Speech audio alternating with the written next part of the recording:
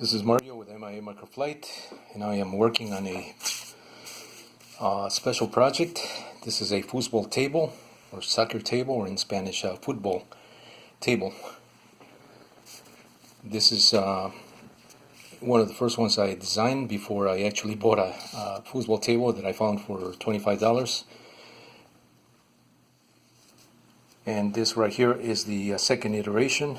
This one is a full size, and this is a tabletop size. They kind of look similar, but they are not because of the dimensions. So this is the first one I did.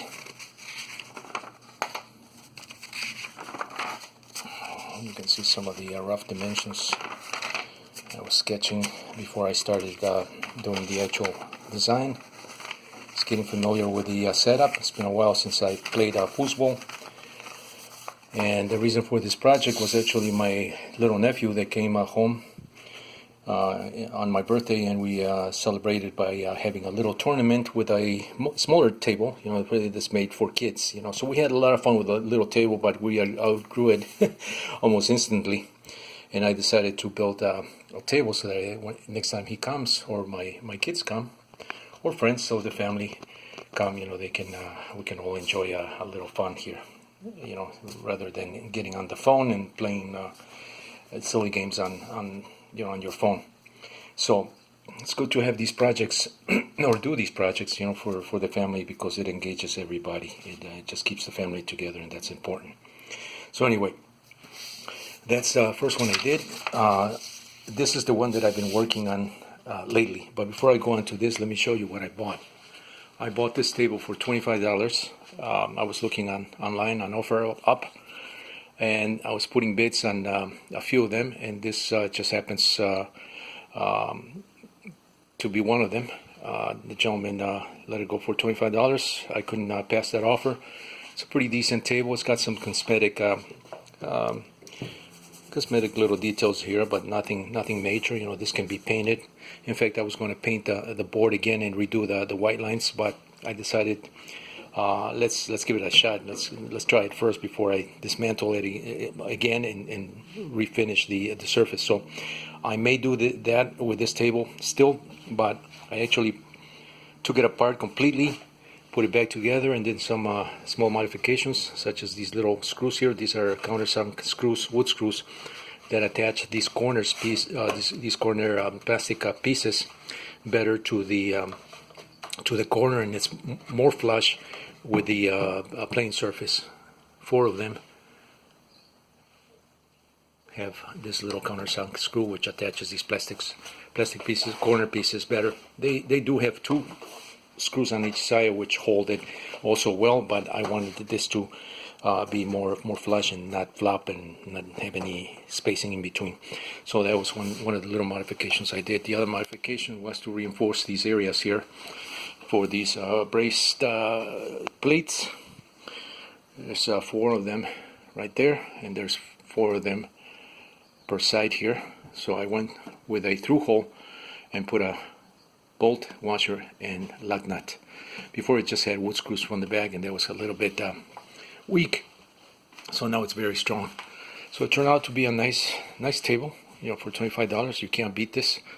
If you can find something similar, do get this particular table is made for it's not a professional solid table, but it does give you a lot of fun. It does the work, but it takes quite a bit of room in my porch.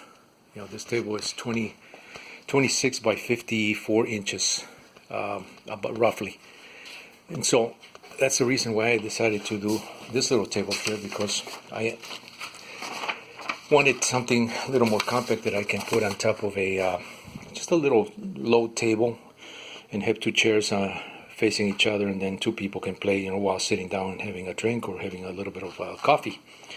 So I decided to do that on these boards. I came across a bunch of these boards, and they were sitting in my shed. Some of them were getting a little damaged, so I decided to just make use of these boards, and this just lends itself quite well for these types of projects. I did do something similar with these boards and made an air hockey game. I'll show that project in another video, but this is about the sucker table. So basically what I did is that was my original one, the full scale, and then I did it at this scale here. And you can see here, I've been working off of this, actually this is part of that. I've been working off of these dimensions to transfer them onto the boards here, so that I can have a good reference of where things are going to go. There's my 3D printed figure.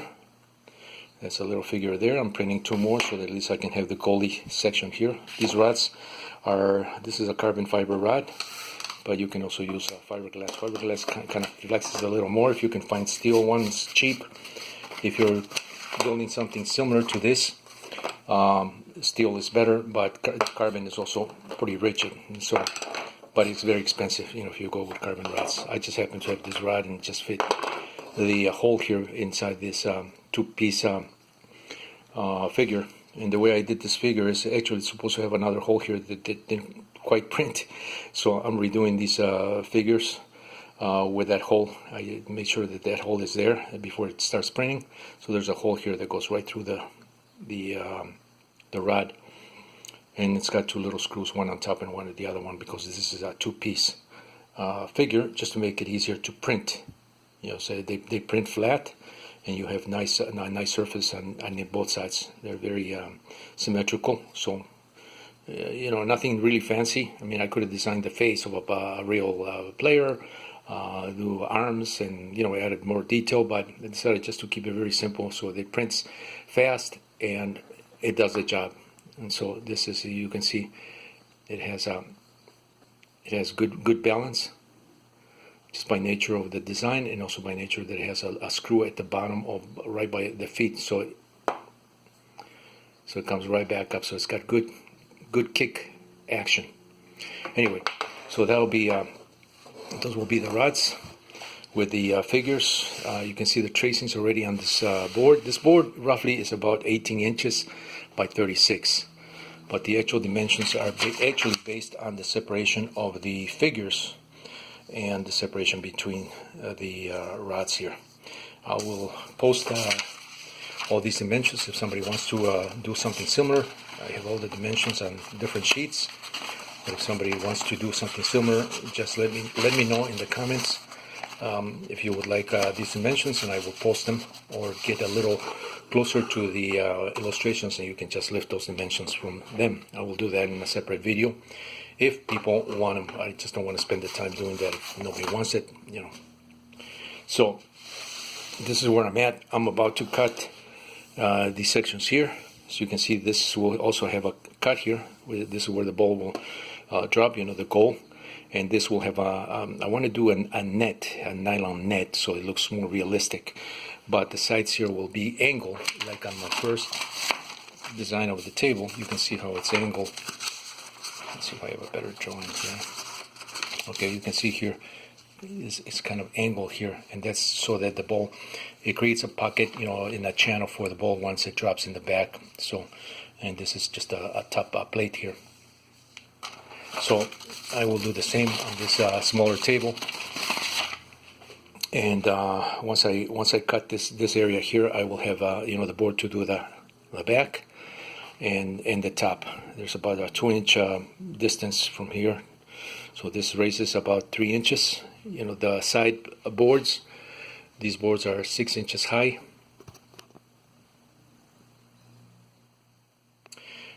6 inches high, and there's a 3-inch distance from the surface, from the plane surface to the edge of the wall here.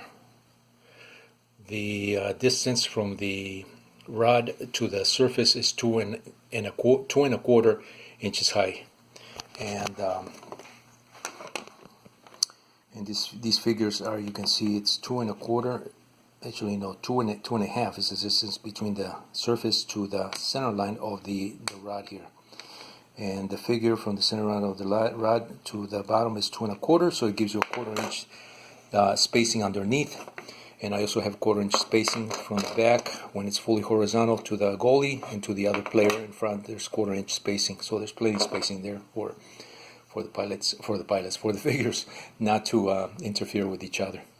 and these are separated according to this diagram. They're about 5.5 between these figures here. There's an 8-inch separation between these two, and these are these are also 5.5 because this is the same as that. 3 players, and this is a 5-player separated at 3 3/8 is what it came out, with the dimensions of the table. So these actual dimensions are actually based on a small scale, based on the more professional tables. I massaged, the numbers a little bit so they come out a little more even. Otherwise, we would have fractions embedded into those distances that I don't want to deal with. So I just kept it at, in 3/8, half, 1/4 inch. So this is where I'm at right now. You can see all the tracings are on the table. This will have to be painted, and this will have to be also either painted, or I may use my vinyl cutter to do some of these details here. This perimeter will also have a 1/2-inch border here, white. So the table looks nice, once it's finished. This will also have a border here, just like the real soccer fields are done. Once I'm done with this, I will put more videos, so stay tuned for more.